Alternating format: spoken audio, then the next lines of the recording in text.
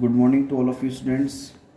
बेटा अभी हमारा जो टॉपिक चला था चैप्टर नंबर 21, उसमें हमें कुछ क्वेश्चन करे थे। जिस चैप्टर का नाम आपको पता ही होगा, फाइनेंशियल स्टेटमेंट। फाइनेंशियल स्टेटमेंट जो हमारा चैप्टर चल रहा है, ये उसके कुछ क्वेश्चंस हमने कर लिए हैं। लेकिन अब एक क्वेश्चन आता है आपके सामने, इलस्ट्रेशन नंबर 7। इलस्ट्रेशन नंबर 7 जो आपकी बुक में है, और इसको हम अच्छे से करेंगे। देखिए, जो भी कंसेप्ट आपको पढ़ाया जा रहा है, समझाया जा रहा है, प्लीज़ बेटा उसको बहुत अच्छे से पढ़ना है। आपको कहीं भी कोई भी आपको एक भी अपना वीक पॉइंट नहीं छोड़ना है। आप अगर आपको कोई भी किसी टॉपिक में दिक्कत आती है, प्रॉब्लम आती है, तो आप हमसे डिस्कस कीजिए, नो डाउट, कोई दिक्कत। हम आपकी हर प्रॉब्लम का सोल्यूशन करेंगे, बट पढ़िए ज़रूर, आप इतना ध्यान रखिए।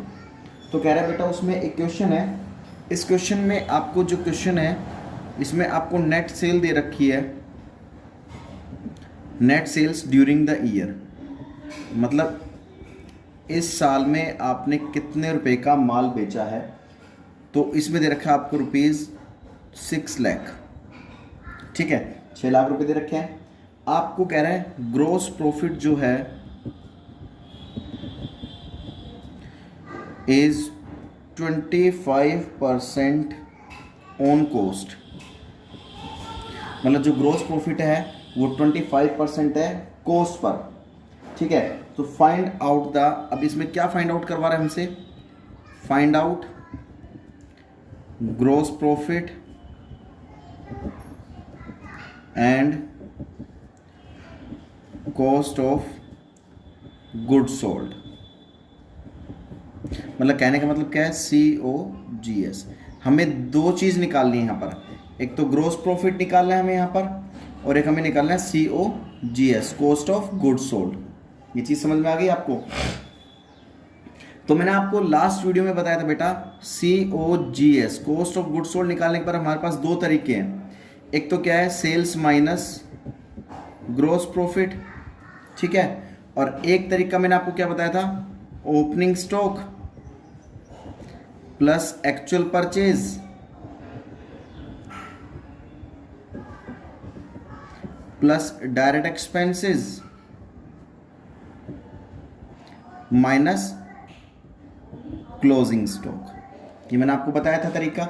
मैंने आपको ये दो तरीके बताए थे कि क्वेश्चन में आपको फाइंड आउट करना है कि ये वाला फॉर्मूला अप्लाई होगा या फिर ये वाला फॉर्मूला अप्लाई होगा। तो चलिए, अब उसने क्या कहा, सेल्स तो हमारे पास है बेटा, net sales during the year, sales तो हमारे पास 6 लाख रुपए की है, लेकिन हमें चाहिए क्या, ग्रोस प्रॉफिट। अब ग्रोस प्रॉफिट कह रहा है कॉस्ट का 25% है, जितने की कॉस्ट है उसका 25% है। तो हमें क्या करना है, लेट एज्यूम कर लेना है, लेट इफ टोटल कॉस्ट ₹100, ठीक है, then gross profit will B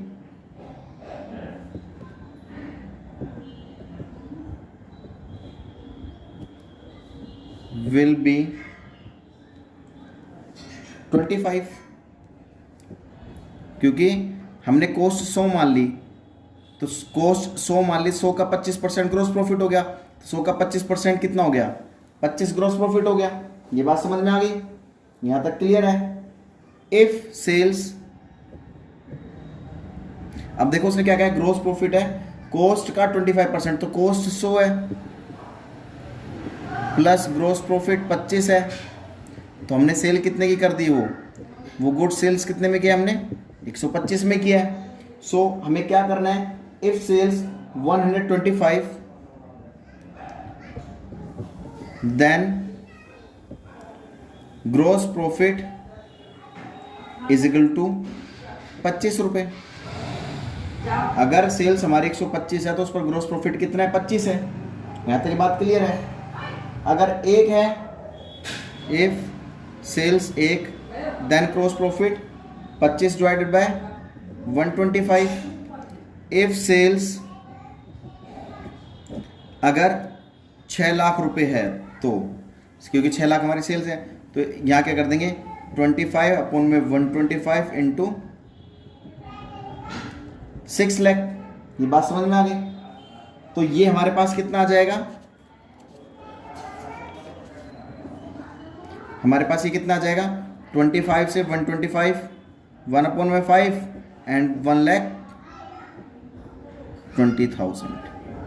तो यानी कि 6 लाख की सेल पर बेटा हमने जो प्रॉफिट कमाया है वो है 1,20,000 का। ठीक है, तो सिंपल से हमें क्या करना है, अब हमें फॉर्मूला अप्लाई कर देना है। हमें ये तो पता लग गया ग्रॉस प्रॉफिट कितना आएगा और कैसे क्या आएगा।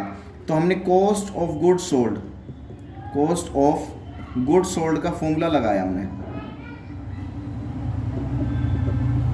Is equal to sales minus gross profit. ये फॉर्मूला लगा दो जो पहले वाला है, ठीक है, ये फॉर्मूला। तो अब देखिए हमारे पास सेल्स कितने की है बेटा, 6 लाख की सेल्स थी हमारे पास। ग्रॉस प्रॉफिट कितना निकला है अभी हमारा, 1,20,000। ठीक है, तो हमारे पास कॉस्ट ऑफ गुड्स सोल्ड कितना आ गई, 6 लाख में से 1 लाख माइनस 20,000 कर दो, 4,80,000। 4,80,000 हमारे पास क्या आ जाएगा बेटा, कॉस्ट ऑफ गुड्स सोल्ड। क्या आ जाएगा बेटा, कॉस्ट ऑफ गुड्स सोल्ड। तो ये इस तरह के टॉपिक्स है बेटा जो आपको अच्छे से करने हैं। ये आपको अच्छे से समझ में भी आ गया होगा, ऐसी बात तो नहीं है कि नहीं समझ में आया होगा। तो ये 4,80,000 हमारा आया है, ये क्या आ गया, कॉस्ट ऑफ गुड्स सोल्ड। अब देखिए हमें यहाँ पर क्या फाइंड आउट करना था, एक तो ग्रॉस प्रॉफिट फाइंड आउट करना था, एक cost of goods sold find out करना था। हमें 2 ही चीज़ फाइंड आउट करनी थी। यहाँ तक कोई मेरे हिसाब से डाउट लगता ही नहीं है। चलिए इस क्वेश्चन को एक और क्वेश्चन ले लेते हैं, हम एक और क्वेश्चन ले लेते हैं। देखिए एक क्वेश्चन में क्या रखा है हमारे पास, नेट सेल्स दे रखी है बेटा, नेट सेल्स दे रखी है, वो दे रखी है 2,85,000 की। ठीक है, तो और ग्रॉस प्रॉफिट दे रखा है 25% ऑन सेल्स। देखो बेटा एक ऑन सेल्स का और ऑन कॉस्ट का बहुत ज़्यादा फर्क होता है। ठीक है, ऑन सेल्स का और ऑन कॉस्ट का बहुत ज़्यादा फर्क होता है, ये ध्यान रखना। तो ऑन सेल्स और ऑन कॉस्ट का ये फर्क होता है। अब इसने क्या कह दिया, 25% सेल्स का है, तो सेल्स हमें पता है 2,85,000, 2,85,000 का 25% हमारा ग्रॉस प्रॉफिट कहलाएगा। तो 2,85,000 का 25% हमारे पास कितना हो जाएगा, 71,250। अब कॉस्ट ऑफ गुड्स सोल्ड यहाँ निकालनी है। Cost of goods sold is equal to क्या आता है, sales minus GP. Sales minus GP आता है। अब सेल्स माइनस जीपी आएगा तो हमारे पास क्या हो जाएगा बेटा, सेल्स माइनस जीपी। अब सेल्स कितने की हमारे पास, 2,85,000 माइनस जीपी 71,250। तो कॉस्ट ऑफ गुड्स सोल्ड कितना आ जाएगा बेटा हमारे पास, 2,13,750। ये हमारे पास क्या आ जाएगी, इसकी कॉस्ट आ जाएगी गुड्स सोल्ड। तो ये बेटा इस तरह के कंसेप्ट आपसे पूछे जाते हैं 3 और 4 मार्क्स में।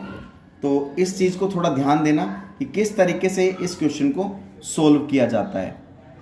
तो देखिए ये टॉपिक्स हैं। और अभी अब अगर आपके सामने लेके चले एक क्वेश्चन हो तो बेटा आपको करना क्या है कि 8th 9th and 10th 8th to 10th question ये आपको खुद करने हैं। ठीक है, तो आपको बस इतना ध्यान रखना है, एक सबसे इम्पोर्टेंट बात तो आपको ये ध्यान रखनी है कि भाई हमें कॉस्ट ऑफ गुड्स सोल्ड निकालने के हमारे पास तरीके कितने हैं। हमारे पास बेटा 2 तरीके होते हैं।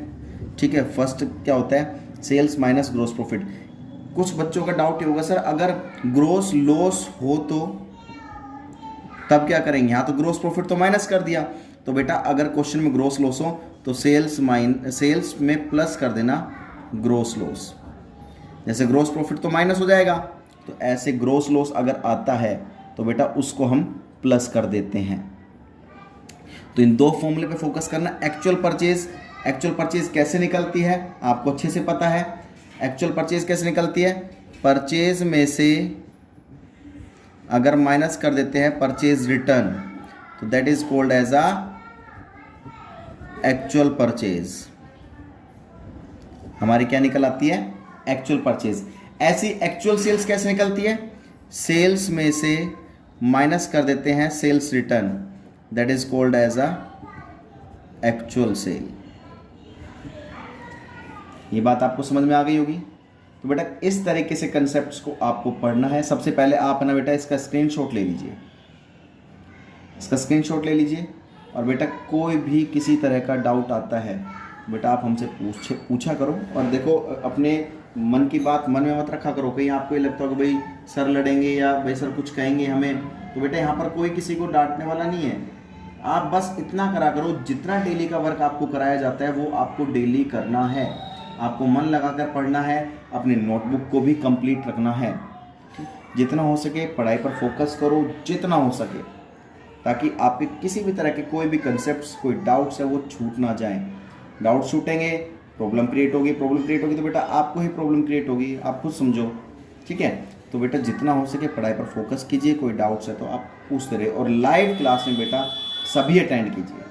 तब तक के लिए बेटा सेफ रहिए, सुरक्षित रहिए। जय हिंद, जय भारत।